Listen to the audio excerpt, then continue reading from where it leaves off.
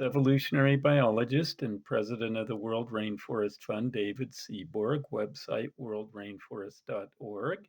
I always bring you news about science and the environment that you can't get easily elsewhere. The mainstream doesn't cover it, it's not easily available on social media or streaming radio or TV, and also that's very important and extremely relevant. And that's why that's my way of informing you, keeping you informed, and keeping you interested in visiting my uh, social media videos, watching them. So, in view of that, I'm going to talk about the big land sale that's going on by the federal government under the Trump administration. This is a new order from Secretary Burgum of the Trump administration. The Trump administration just announced its intent to sell off public lands the size of Yellowstone National Park. Huge sell off. This is in Alaska. Now, this would be about 2.1 million acres of wild country between the gates of the Arctic National Park and the Arctic National Wildlife Refuge. So this is land that's owned by the federal government and protected and is an important corridor between these two national parks. Caribou, grizzly bears, wolves, Dall sheep, muskox, moose, wolverines all live there. The rivers are full of salmon and Arctic grayling. Over 200 species of migratory birds fly from 6 continents to breed there every summer. It is their only overland route to the Arctic Ocean. So they're dependent on that. That's 200 species of birds, lots of kinds of plants, lichens, and shrubs, and the subsistence hunting grounds they are for the Alaska Native communities that depended on them for thousands of years.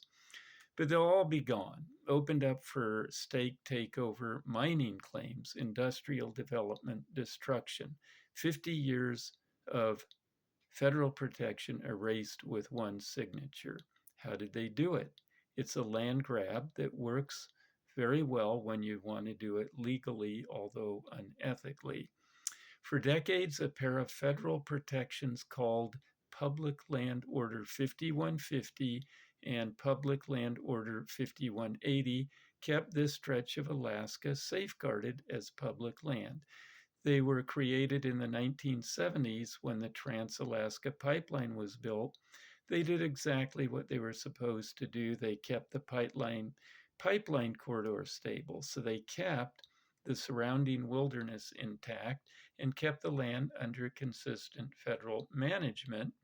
The corridor they protected stretches 244 miles from the Yukon River north through the Brooks Range in Alaska. It is the connective tissue between a national park and 3 wildlife refuges. Without it, those protected areas become islands surrounded by industrial development. And of course, they did it to keep the land stable so the pipeline would not have spills. But on February 20th, just 3 days ago, when as I speak, Burgum revoked both the protections. He issued a new public land order that opens all 2.1 million acres to mining claims and, more importantly, activates the state of Alaska's long dormant land selections. So this means Alaska, which has claimed for years that the federal government owes it additional land under the 1959 Statehood Act, about 5.2 million acres of entitlement, they claim, quite falsely, of course, but for decades the state has wanted the lands and they like them. They say we want this, but we can't have it yet because protections are in the way.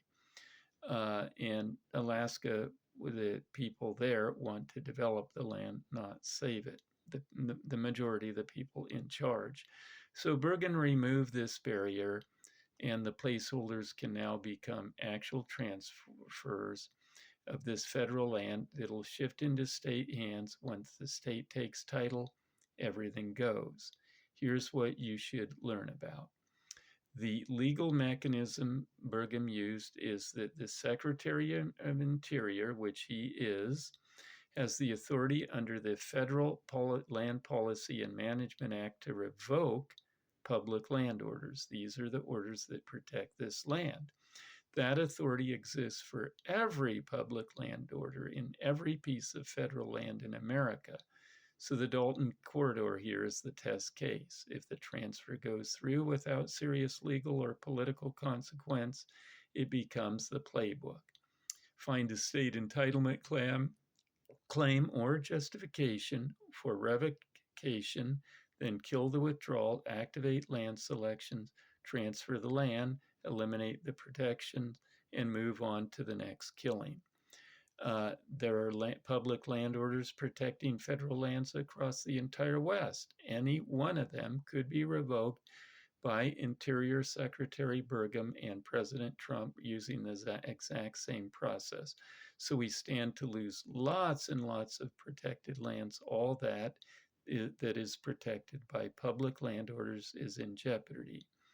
This administration has already used the Congressional Review Act to overturn land management plans in Alaska, Montana, and North Dakota. It is a very anti-environmental administration wanting to sell off as much of our public lands as they can. They publicly stated their intent to open public lands for energy and mineral development at every opportunity. They're not hiding this. This is not just about Alaska. It's about whether the federal government can unilaterally sell off our public lands with simply a signature. And right now, the answer appears to be yes. The land Burgum just opened up is not some barren stretch of frozen tundra, but one of the most ecologically significant landscapes left in North America. This Dalton Corridor encompasses three major ecosystems: boreal forest, which is the Arctic, the cold forest, the Arctic mountains, and the high Arctic tundra. It is the migration route for the western Arctic caribou herd, one of the great land migrations on Earth.